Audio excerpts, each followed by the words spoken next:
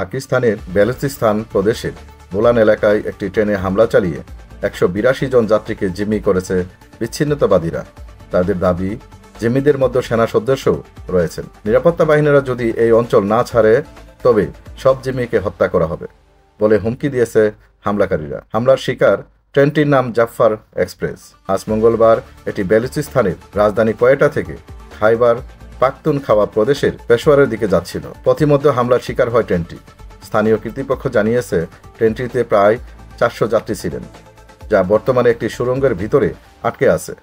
হামলায় ট্রেনের চালক গুরুতর আহত হয়েছেন। এই হামলার দায় স্বীকার করেছে বিচ্ছিন্নতাবাদী গোষ্ঠী বেলুচ লিবারেশন আর্মি BLA, যারা দীর্ঘদিন ধরে বেলুচিস্তানের স্বাধীনতার দাবিতে লড়াই করছে। তাদের অভিযোগ, সরকার অন্যায়ভাবে প্রদেশের গ্যাস ও খনিজ সম্পদ ব্যবহার করছে। এদিকে নিরাপত্তা বাহিনী জানিয়েছে জিম্মি হওয়া ট্রেনের কাছে বিস্ফোরণের শব্দ শোনা গেছে এবং বিচ্ছিন্নতাবাদীদের সঙ্গে তাদের গুলি বিনিময় চলছে। ব্যাপক গোলাগুলির বিষয়টি নিশ্চিত করেছেন বেলুচিস্তান সরকারের মুখপাত্র শহীদ রিনাও। ইতিমধ্যে ঘটনাস্থলে উদ্ধারকারী দল পাঠানো হয়েছে। BLA দাবি করেছে তারা 20 সেনা সদস্যকে হত্যা করেছে এবং একটি ড্রোন ভূপাতিত করেছে। তবে পাকিস্তানের সংশ্লিষ্ট কর্তৃপক্ষ এই তথ্য নিশ্চিত করেনি।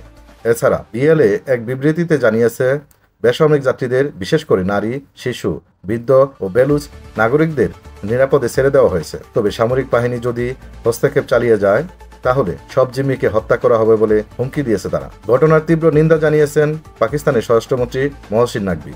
তিনি বলেছেন, নিরাপদ যাত্রীদের ওপর হামলা চালানো বর্বরতার কোনো ছাড় দেওয়া হবে না।